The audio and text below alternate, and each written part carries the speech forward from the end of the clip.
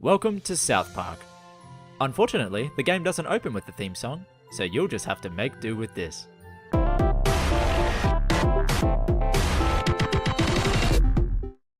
The star of this game isn't Stan, Kyle, Cartman or Kenny. It's you, the new kid in town, who has recently moved with his mum and dad to escape a mysterious past. After creating your character, the story begins, and your parents tell you to go outside and make some friends, spiraling you into an epic quest to become popular. The Stick of Truth is a linear RPG featuring dynamic turn-based combat. The game was written by the creators of the show, and it doesn't disappoint. The humour is very reminiscent of the franchise. On top of the toilet humour, the writing features the social commentary and pop culture satire you would expect from the show, and manages to poke heaps of fun at itself and the various tropes of video game design.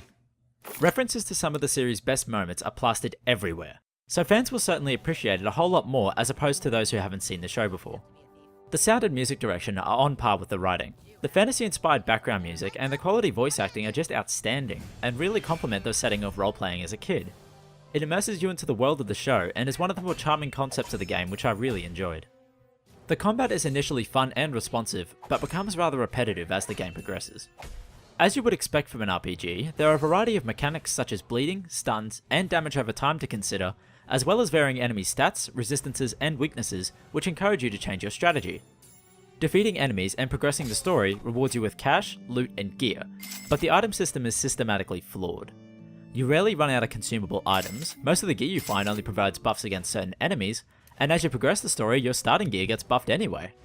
Because of this, the game really isn't that challenging. Even on the hardest difficulty, there are only a handful of encounters which might actually result in a game over, so this may disappoint RPG fans who are looking for a hardcore experience.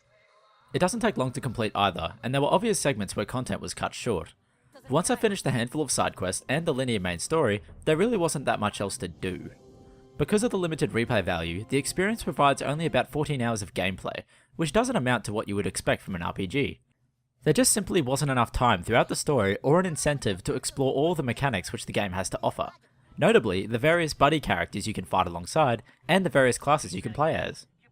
But even though the game lacks enough content to make the full price purchasing decision worthwhile, what the Stick of Truth does offer is a unique and fun experience which any South Park fan will enjoy.